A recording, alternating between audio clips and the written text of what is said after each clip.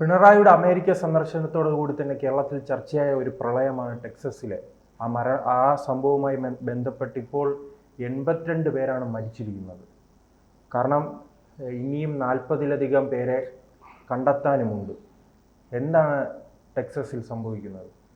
ഇതിൽ ഒരുപാട് സങ്കീർണതകളുണ്ട് ശ്രീജിത്തെ. അവിടെ സംഘടിപ്പിച്ചത് എന്താണ്? Christian summer camp. കാരണം ചൂടുകൊണ്ട് സമ്മർ ക്യാമ്പിൽ ചൂടുകൊണ്ട് കുട്ടികൾ ദുരിതം അനുഭവിക്കുകയോ അല്ലെങ്കിൽ അവർക്ക് സൂര്യാഘാതം ഏൽക്കുകയോ ഒക്കെ ചെയ്താൽ നമുക്ക് സൂര്യാതപം ഏൽക്കുകയോ ചെയ്താൽ മനസ്സിലാക്കാം. ഇതവിടെ വന്നിരിക്കുന്നത് എന്താ? സമ്മറിൽ അവിടെ ഇടിവെട്ട് മഴ, മിന്നൽ പ്രളയം. കാരണം ഒരിക്കലും പ്രതീക്ഷിക്കാത്ത കാര്യങ്ങളാണ് ഇപ്പോൾ കാലാവസ്ഥാ മാറ്റം മൂലം തകിടം മറിഞ്ഞ് സംഭവിച്ചുകൊണ്ടിരിക്കുന്നത്. വെള്ളിടി വെട്ടുക ഇടവപ്പാതിക്ക് കേരളത്തിലും കാണുന്നുണ്ടല്ലോ. ഇതുവരെ ഇല്ലാത്ത കാറ്റ് വന്ന് മരങ്ങളെല്ലാം നശിപ്പിക്കുക. നമ്മുടെ ഈ ആഡംബര ജീവിതം ഒരു വശത്ത് കൊഴുക്കുമ്പോൾ ഇങ്ങനെ കാലാവസ്ഥയിൽ ഇങ്ങനെ മാറ്റങ്ങൾ സംഭവിച്ചുകൊണ്ടിരിക്കുക. അപ്രതീക്ഷിതമായിട്ട് തകിടം മറിഞ്ഞ കാലാവസ്ഥ. എന്തുകൊണ്ടാണ്? നമ്മുടെ ആഡംബര ഭ്രമം. നമുക്ക് ഏറ്റവും നല്ല കാറുകൾ വേണം, AC വേണം, ഫ്രിഡ്ജ് വേണം, അങ്ങനെയുള്ള എല്ലാ ആഡംബര സൗകര്യങ്ങളും വേണം. ഇതൊക്കെ ഫാക്ടറികളിൽ നിർമ്മിക്കണ്ടേ? ഇതിൻ്റെ പുക പോകുന്നത് അങ്ങോട്ട് ആകാശത്തിൽ പോയാൽ ഇതാരെങ്കിലും ഉണ്ടോ? ഇത് എടുക്കാൻ വേണ്ടിയിട്ട് മരങ്ങളെ പോലെ എന്തെങ്കിലും ഉണ്ടോ? മരങ്ങളാണെങ്കിൽ അത് ഉൾക്കൊള്ളും, എന്നിട്ട് നമുക്ക് നല്ല ഫലങ്ങൾ ഉണ്ടാക്കി തരും. പക്ഷേ ആകാശത്തിൻ്റെ മേൽക്കൂരയിൽ പോയാൽ ഇവിടെ ഹരിതഗ്രഹവാതകങ്ങളായിട്ട് അവിടെ ഇങ്ങനെ കെട്ടിക്കിടക്കും. ഭൂമിയുടെ താപം കൂടി വരും, കടലിൻ്റെ താപം കൂടി വരും. അതിൻ്റെ ഫലമായിട്ട് എന്ത് ചെയ്യും? ഓർക്കാപ്പുറത്ത് കാലാവസ്ഥ തവിട മറിയും, ചൂട് കൊണ്ടും മഞ്ഞുരുകും, പ്രളയങ്ങളുണ്ടാവും, മിന്നൽ പ്രളയങ്ങളുണ്ടാവും. കടലിൻ്റെ പൊഴുകി ഇപ്പോൾ പല ദ്വീപുകളെയും വിഴുങ്ങിക്കഴിഞ്ഞു. ലോകത്തിൻ്റെ ഗതിയിലാണ്.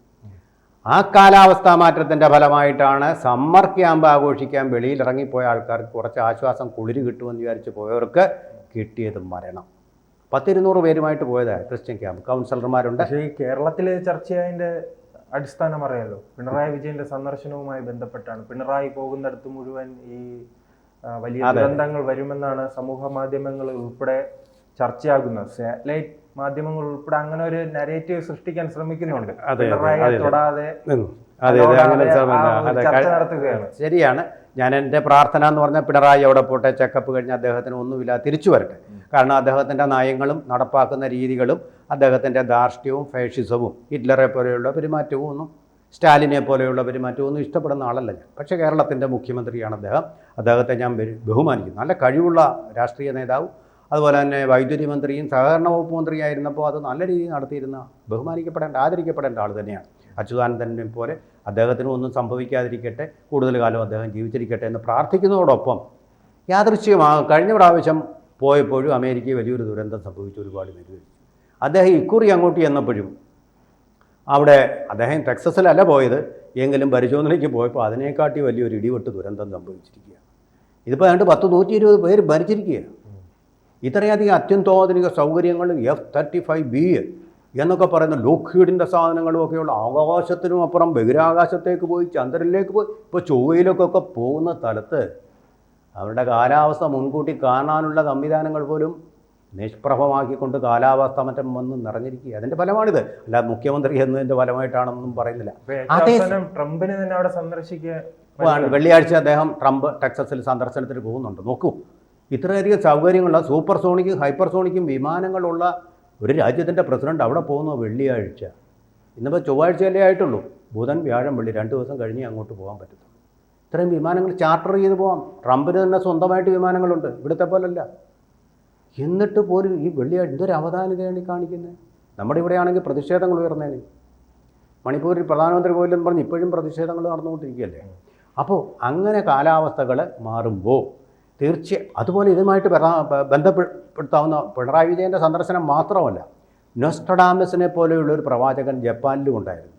ആ പ്രവാചകൻ ഇത് സംഭവിച്ച അതേ ദിവസം തന്നെ വലിയൊരു ദുരന്തം ജപ്പാനിൽ സംഭവിക്കുമെന്ന് പ്രവചിച്ചിരുന്നു. ജപ്പാനെന്നാണ് അദ്ദേഹത്തിന് തെറ്റിപ്പോയത്, ടെക്സസിലാണ് സംഭവിച്ചത്.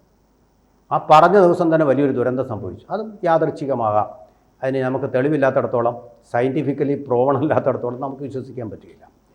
പക്ഷേ ഈ ദുരന്തങ്ങൾ അവിടെ സംഭവിച്ച ദിവസം നമ്മുടെ മുഖ്യമന്ത്രി അവിടെ ഉണ്ടായിരുന്നു എന്നുള്ളത് നമ്മളെ അത്ഭുതപ്പെടുത്തുക. വലിയൊരു ദുരന്തം കഴിഞ്ഞ ദിവസം തന്നെയാണ് അദ്ദേഹം പോയത്. ഒരിക്കലും സംഭവിക്കാത്ത പോലെ കാരണം സമൂഹ മാധ്യമങ്ങളിൽ പറയുന്നത് ഈ പിണറായി വന്നതിന് ശേഷം നമുക്കറിയാമല്ലോ, വെള്ളപ്പൊക്കം, ഓക്കി, പിന്നീട് വയനാട് ദുരന്തങ്ങൾ അങ്ങനെ തുടരുകയാണ്. അതുപോലെ ഗോവർദ്ധനം പോലെ ഇന്ദ്രൻ മഴ വർഷിച്ചപ്പോൾ ശ്രീകൃഷ്ണൻ ഗോവർദ്ധനം എങ്ങനെ പിടിച്ചോ, കുടചൂടി പിടിച്ചോ, ആ കുടചൂടി പിടിച്ചതുപോലെ അദ്ദേഹം അതിനെയെല്ലാം നേരിട്ടു എന്നുള്ളതിൻ്റെ പേരിലാണ് ഇരട്ടച്ചങ്കൻ എന്നും കാരണഭൂതൻ സൂര്യൻ എന്നും ഒക്കെ പേരിട്ടുകൊണ്ട് തീർന്നിട്ടില്ലല്ലോ. നേരിട്ട് അഴിമതി കഥകൾ ഇപ്പോഴും തീർന്നിട്ടില്ലല്ലോ. അതെ അതെ, തീർന്നിട്ടില്ല. അതിൻ്റെ കഥകളതിസാദരം എന്ന് പറഞ്ഞ പോലെ ഇനിയും കഥകൾ എത്തെല്ലാം വരാനിരിക്കുന്നു. ഇപ്പോൾ ജ്യോതി മൽഹോത്രയെ കേന്ദ്രീകരിച്ച് തുടങ്ങിയിട്ടേ ഉള്ളൂ. നമ്മളതിൻ്റെ ടിപ്പ് ഓഫ് ദി ഐസ്ബർഗാണ് കണ്ടത്. ഇതിൻ്റെ പിന്നിലുള്ളത് ഇനി ചുരുളഴിഞ്ഞ് വരണം. കേന്ദ്ര ഏജൻസികൾ അന്വേഷിക്കുമ്പോഴാണ് ഇത് കാര്യങ്ങൾ മനസ്സിലാവുന്നത്. എത്ര കോടി അവർക്ക് കൊടുത്തിട്ടുണ്ടെന്നൊക്കെ കണക്ക് വരുന്നത്. വലിയൊരു ചുരുളഴിയാൻ പോവുകയാണിപ്പോൾ. അല്ല, ഈ എല്ലാ ദുരന്തകാലത്ത് അഴിമതി കഥകളുണ്ടല്ലോ. DYFIയുമായി ബന്ധപ്പെട്ടും സർക്കാർ സംവിധാനങ്ങളുമായി ബന്ധപ്പെട്ട് വലിയ അഴിമതി കഥകളും വരുന്നുണ്ടല്ലോ. അഴിമതി കഥ രക്ഷിച്ചു എന്ന് പറയുമ്പോൾ അതും പറയേണ്ടി വരുമല്ലോ. അതെ അതെ, ആ ഒരു നെഗറ്റീവ് എനർജി ഉണ്ടാക്കുന്നുണ്ടെന്നുള്ളത്, സെക്രട്ടേറിയറ്റിലും ആ നെഗറ്റീവ് എനർജി ഉണ്ടാകുന്നു എന്നുള്ളത് വളരെ സത്യസന്ധമായിട്ടുള്ളൊരു കാര്യമാണ്. ആരും നിഷേധിക്കുന്ന കാര്യമാണെന്ന് തോന്നുന്നില്ല. കാരണം ഇപ്പോൾ ഒരു ഐശ്വര്യമില്ലാത്ത അച്യുതമേനോൻ്റെ കാര്യത്തെ എന്ത് ഐശ്വര്യത്തോടു കൂടിയാണ്. രാജൻ കേസൊക്കെ ഉണ്ടായിരുന്നെങ്കിലും ആ സെക്രട്ടേറിയറ്റ് പ്രവർത്തിച്ചിരുന്നത് എത്ര അച്ചടക്കത്തോടു കൂടിയാണ്. ആഡംബരങ്ങളോടു കൂടിയല്ല, അച്ചടക്കത്തോടു കൂടിയാണ് പ്രവർത്തിച്ചത്. ഇപ്പോൾ എല്ലാം മാറി മറിഞ്ഞിരിക്കുന്ന സന്ദർഭമുണ്ട്. അപ്പോൾ നമുക്കറിയാൻ വയ്യാത്ത എന്തൊക്കെയോ പ്രകൃതി ശക്തികൾ, നെഗറ്റീവ് ചാർജ് ഉള്ളവൻ പോയി കഴിയുമ്പോൾ അവിടെ നെഗറ്റിവിറ്റി ഉണ്ടാകുന്നു എന്നുള്ളൊരു തിയറി ഐസക് ന്യൂട്ടനെ പോലെ, ഭൂഗുരുത്വാകർഷണം പോലെ നമുക്ക് നാളെ ഉരുത്തിരിഞ്ഞ് വരുമെന്ന് അറിയില്ല. പക്ഷേ ദൈവഗണങ്ങൾ പ്രകൃതിയിലുണ്ടെന്നുള്ളത് ഇപ്പോൾ തെളിയിച്ചു കഴിഞ്ഞിട്ടുള്ള കാര്യമാണ്. എന്ന് പറയുന്ന പോലെ നെഗറ്റീവ് ചാർജസ് ലോകത്ത് കൂടിക്കഴിയുമ്പോൾ അവിടെ ദുരന്തങ്ങൾ സംഭവിക്കും എന്നുള്ളതും വളരെ നമ്മൾ അനുഭവപ്പെടുന്ന ഒരു കാര്യമാണ്. സയൻറ്റിഫിക്കലി പ്രൂവൺ അല്ലെങ്കിൽ പോലും അങ്ങനെയുള്ള എന്തെങ്കിലും നെഗറ്റീവ് ചാർജുകൾ പാപി ചെല്ലുന്നിടം പാതാളമാകും എന്നുള്ള ഒരു പൊതു തത്വം നമ്മുടെ അനുഭവമാണ്. സയൻറ്റിഫിക്കലി പ്രൂവൺ അല്ല. പാപി ചെല്ലുന്ന സ്ഥലം പാതാളമായി തീരും എന്നൊരു ചൊല്ലുണ്ട്. ഇപ്പോൾ നല്ലവർ പോകുന്ന സ്ഥലവും അങ്ങനെ ആയിത്തീരും. അതുകൊണ്ട് അയാളെ പാപി എന്ന് വിളിക്കേണ്ട കാര്യമില്ല. പക്ഷേ ഈ മുഖ്യമന്ത്രി തന്നെയാണ് പറഞ്ഞത് പാപിയെ തൊട്ടാൽ ശിവനും പാപിയായി തീരും എന്ന് പറയുന്നത്. ആ ഒരു നെഗറ്റിവിറ്റിയും എല്ലാം കൂടെ ചേർന്ന് ഇപ്പോൾ ആ നെഗറ്റിവിറ്റിയെയാണ് ജനങ്ങൾ കേരളത്തിൽ വെറുക്കുന്നത്. ആ നെഗറ്റിവിറ്റിയാണ് ആൻറ്റി പിണറായിസം എന്നൊരു പ്രതിഭാസം കൂടെ വന്നിട്ടുണ്ട്. ഈ മരുമകനിസം എന്നൊക്കെ PV അൻവർ വന്നിരിക്കുന്ന പ്രതിഭാസത്തിനൊപ്പം മുഖ്യമന്ത്രിയുടെ ഈ പെരുമാറ്റങ്ങളും ഒക്കെ ഒരുതരം ആൻറ്റി പിണറായിസം കേരളത്തിലുണ്ടാക്കുന്നുണ്ട്. അതുകൊണ്ട് തന്നെയാണ്, അല്ലെങ്കിൽ യാതൊരു മനുഷ്യനെയും ഒരു രോഗ ചികിത്സയ്ക്ക് വേണ്ടി അമേരിക്കയിലേക്ക് പോകുന്ന ആളിനെ ഒരു ട്രോളറും അങ്ങനെ ട്രോളാറില്ല, വെറുതെ അങ്ങ് വിട്ടേക്കും. പക്ഷേ പോയ സന്ദർഭം മെഡിക്കൽ കോളേജ് ഇടിഞ്ഞു വീണ ദിവസം ഒരു മന്ത്രിയും പാർട്ടിയുടെ LDFൻ്റെ കൺവീനറും എല്ലാം പ്രൈവറ്റ് ആശുപത്രിയിൽ പോയിട്ട് ഞങ്ങൾ മരിക്കുമായിരുന്നു. പക്ഷേ ഞങ്ങൾ പ്രൈവറ്റല്ല, അവിടെയാണ് നേരെ തിരിച്ച് ഗവൺമെൻറ് ആശുപത്രിയിൽ പോയതുകൊണ്ട് ഇപ്പോൾ ഡെങ്കിപ്പനി വന്നിട്ടാണ് പിന്നെ സജി ചെറിയാൻ മന്ത്രി അവിടെ പോയത്, സാംസ്കാരിക വകുപ്പിൻ്റെ മന്ത്രിയാണ്.